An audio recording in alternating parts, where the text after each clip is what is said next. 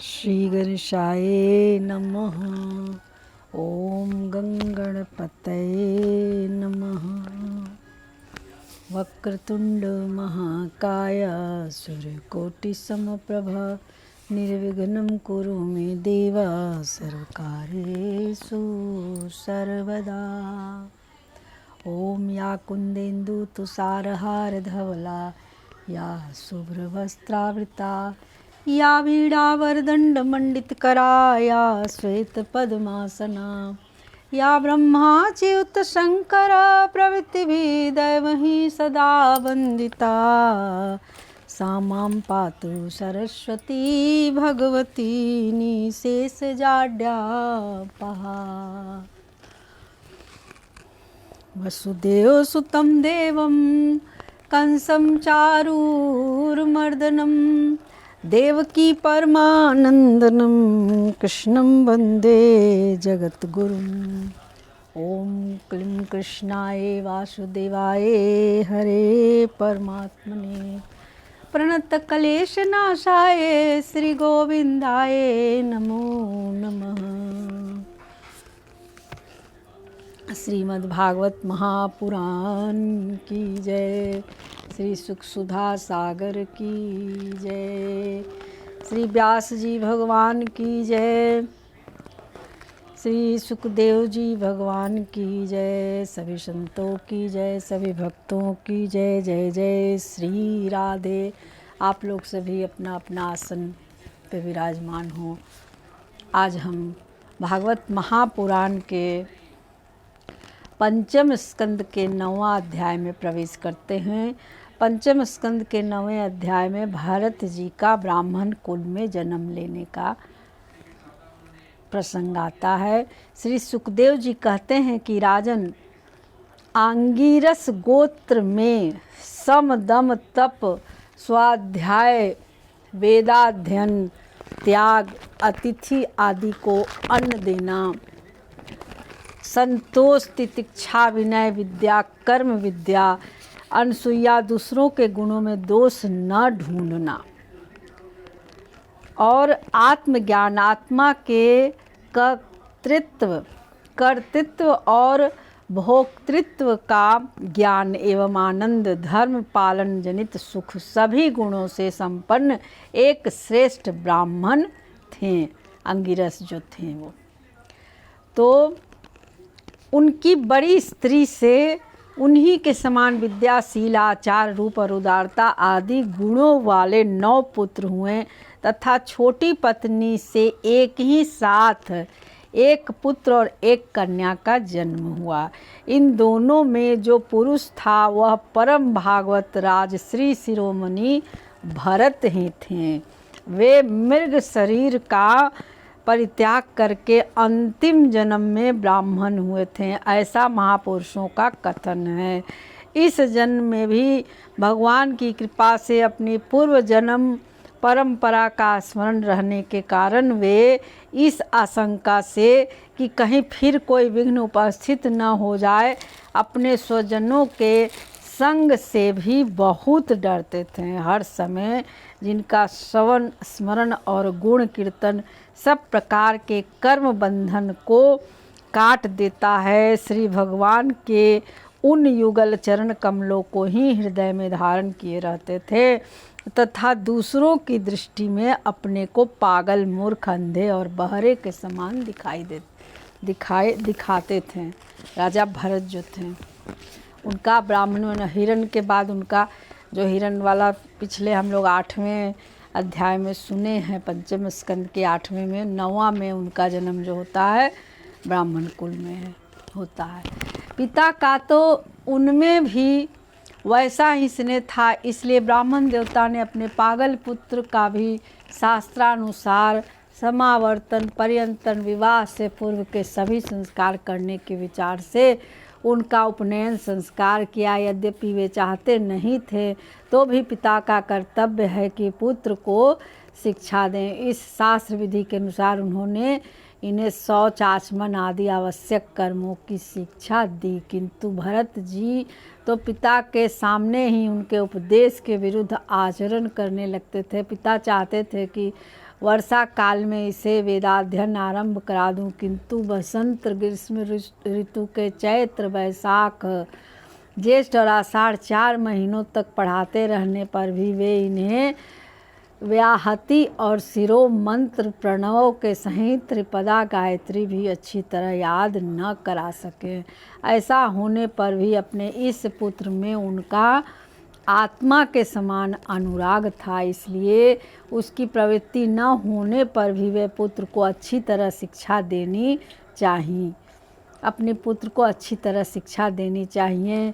इस अनुचित आग्रह से उसे शौच, वेदाध्ययन, व्रत, नियम तथा गुरु और अग्नि की सेवा आदि ब्रह्मचर्य आश्रम के आवश्यक नियमों की शिक्षा देते ही रहे, किंतु अभी पुत्र को सुशिक्षित देखने का उनका मनोरथ पूरा न हो पाया था और स्वयं भी भगवत भजन रूप अपने मुख्य कर्तव्य से असावधान रहकर केवल घर के धंधों में ही व्यस्त थे कि सदा सजग रहने वाले काल भगवान ने आक्रमण करके उनका अंत कर दिया। तब उनकी छोटी भार्या अपने गर्भ से उत्पन्न हुए दोनों बालक अपनी सौत को सौंपकर स्वयं भी सती होकर पति लोक को चली गई।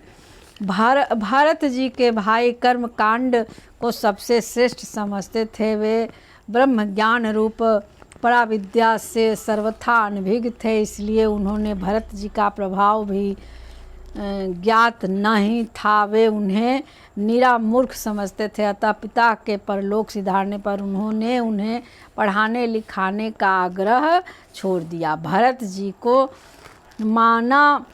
नाप मान का कोई विचार न था। जब साधारण नर पशु उन्हें पागल, मूर्ख अथवा बहरा कहकर पुकारते तब भी वे उसी के अनुसार भाषण करने लगते। कोई भी उनसे कुछ भी काम कराना चाहते तो वे उनकी इच्छा के अनुरूप कर देते थे।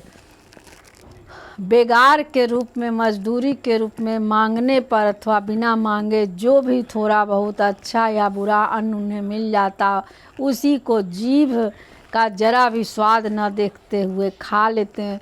अन्य किसी कारण से उत्पन्न न होने वाले स्वतः सिद्ध केवल ज्ञानानंद स्वरूप आत्मज्ञान उन्हें प्राप्त हो गया था। इसलिए शीतोष्ण, मानापमान आदि द्वंद्वों से होने वाले सुख दुख आदि में उन्हें देहाभिमान की स्फूर्ति नहीं होती थी। वे सर्दी, गर्मी, वर्षा और आंधी के समय सांड के समान नंगे पड़े रहते थे। उनके सभी अंग हिष्ट पुष्ट एवं गठे हुए थे। वे पृथ्वी पर ही पड़े रहते थे, कभी तेल उपटन आदि नहीं लगाते थे और न कभी स्नान ही करते थे। इससे उनके शरीर पर मैल जम गई थी। उनका ब्रह्म तेज धूलि से ढके हुए मूल्यवान मणि के समान छिप गया था। वे अपनी कमर में एक मैला कुचैला कपड़ा लपेटे रहते थे। उनका यज्ञोपवीत भी बहुत ही मैला हो गया था, इसलिए अज्ञानी जनता यह कोई द्विज है, कोई अधम ब्राह्मण ऐसा कहकर उनका तिरस्कार कर दिया करते थे, किंतु वे इसकी कोई विचार न करके स्वच्छंद विचरते थे। दूसरों की मजदूरी करके पेट पालते देख जब उन्हें उनके भाइयों ने खेत की क्यारियां ठीक करने में लगा दिया, तब वे उस कार्य को भी करने लगे, परंतु उन्हें इस बात का कुछ भी ध्यान न था कि उन क्यारियों की भूमि समतल है या ऊंची नीची, अथवा वह छोटी है या बड़ी। उनके भाई उन्हें चावल की कनी, खली, भूसी, भुने हुए उड़द अथवा बर्तन में लगी हुई जले उन चालक की कनी, उनके भाई जो है लगी हुई जले अन्न की खुरचन जो कुछ भी दे देते थे उसी को वे अमृत के समान खा लेते थे। किसी समय डाकुओं के सरदार ने, जिसके सामंत शूद्र जाति के थे, पुत्र की कामना से भद्रकाली को मनुष्य की बलि देने का संकल्प किया।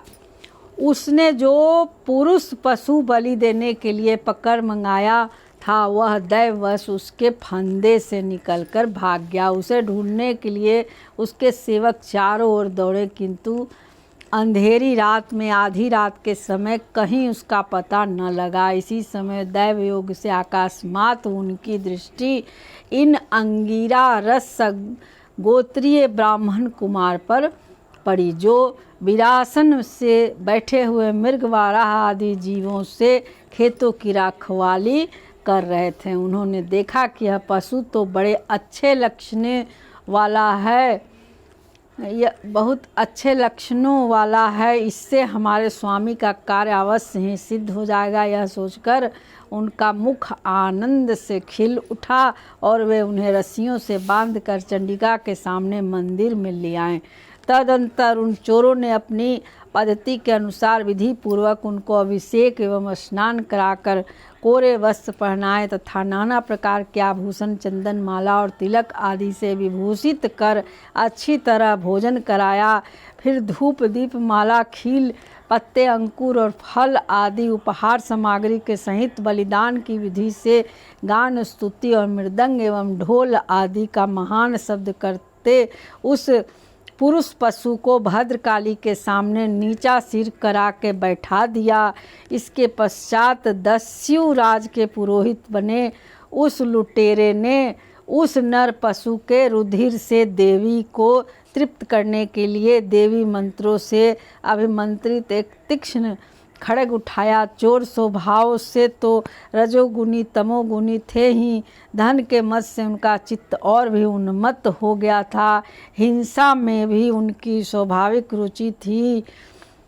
इस समय तो वे भगवान के अंश स्वरूप ब्राह्मण कुल का तिरस्कार करके स्वच्छंदता से कुमार्ग की ओर बढ़ रहे थे। आपत्ति काल में भी जिस हिंसा का अनुमोदन किया गया है उसमें भी ब्राह्मण वध का सर्वथा निषेध है, तो भी वे साक्षात ब्रह्म भाव को प्राप्त हुए वैरहीन तथा समस्त प्राणियों के सुहृदय एक ब्रह्मा ऋषि कुमार की बलि देना चाहते थे।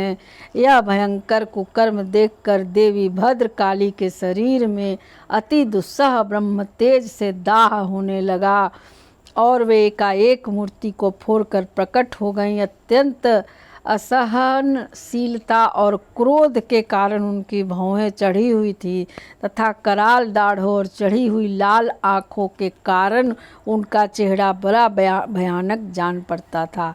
उनके उस विकराल वेश को देखकर ऐसा जान पड़ता था कि मानो वे इस संसार का संहार कर डालेंगी। उन्होंने क्रोध से तड़प कर बड़ा भीषण अट्टहास किया और उछलकर उस अभिमंत्रित खड्ग से ही उन सारे पापियों के सिर उड़ा दिए और अपने गणों सहित उनके गलों से बहता हुआ गरम गरम रुधिर रूप आसव पी कर अति उन्मत्त हो ऊंचे स्वर से गाती और नाचती हुई उन सिरों को ही गेंद बनाकर खेलने लगी। सच में महापुरुषों के प्रति किया हुआ अत्याचार रूप अपराध इसी प्रकार ज्यों का त्यों अपने ही ऊपर पड़ता है।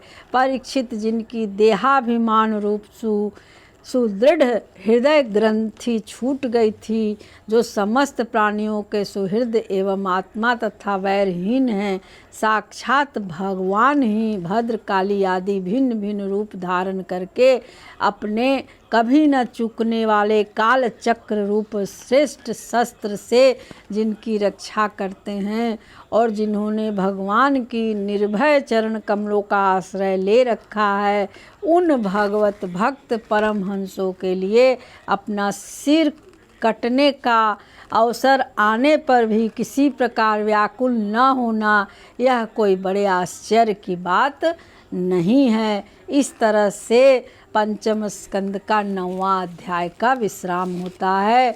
अब हम लोग दूसरे दिन कल 10वां अध्याय में प्रवेश करेंगे। पंचम स्कंद के 10वें अध्याय में जड़ भरत और राजा रहुगण की भेंट होती है। ये बहुत अच्छा कथा है, इसमें आता है, बहुत अच्छा प्रसंग है।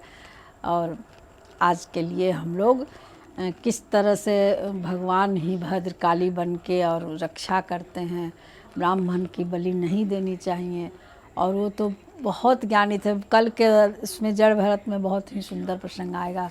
श्री कृष्ण गोविंद हरे मुरारे नाथ नारायण वासुदेवा, अच्युतम केशवम कृष्ण दामोदरम राम नारायणम जानकी वल्लभम। श्री कृष्ण गोविंद हरे मुरारे नाथ नारायण वासुदेवा, मंत्रहीनं क्रियाहीनं भक्तिहीनं जनार्दन, यत्पूजितं मया देव परिपूर्ण तदस्तु मे। श्री कृष्ण गोविंद हरे मुरारे नाथ नारायण वासुदेवा। जय श्री कृष्ण। राधे राधे।